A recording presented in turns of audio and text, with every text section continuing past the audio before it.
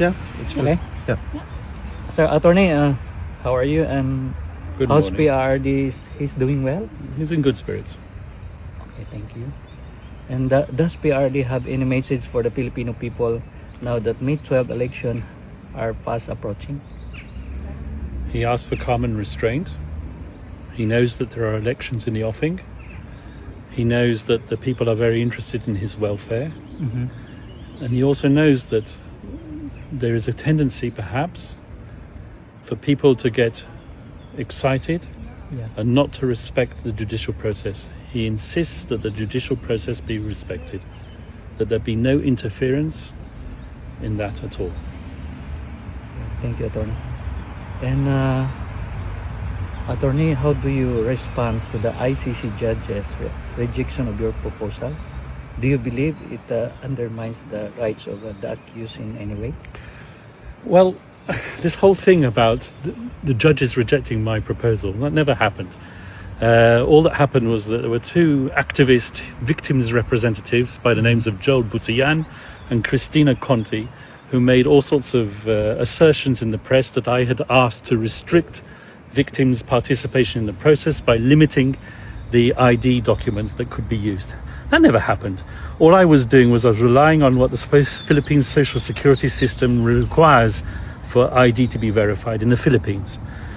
What they don't tell you is that they were not accepted at this present moment in time to be representatives of the victims, rather the OPCV, which is the unit which is dedicated to representing victims at the ICC. So this is not a question of the judges rejecting something that the defense asked for. This is a response that the defense made to the VPRS, which is the internal court unit which is responsible for assessing victims' applications. That's all we did. We made observations. We didn't make a request which was rejected. That's a big lie. Yeah. So do you think the ICC sets dangerous precedent by relaxing documentary requirements, particularly in highly politicized cases like this? Once again, this whole issue of it being a dangerous precedent is not something that we created. It's something that's in the minds of Joel Butian and others. Thank you, attorney. And lastly, attorney, what is your message to the Filipino people closely watching the process unfold? Respect the judicial process, respect the judges, and respect former President Duterte's right to a fair trial. Thank you, sir.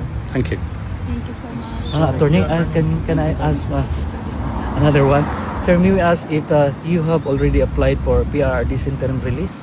Once again, I'm not going to comment on the chronology of that request. There will be a request for interim release in due course, but as I said many times before, certain conditions have to be ripe for that interim release to take place.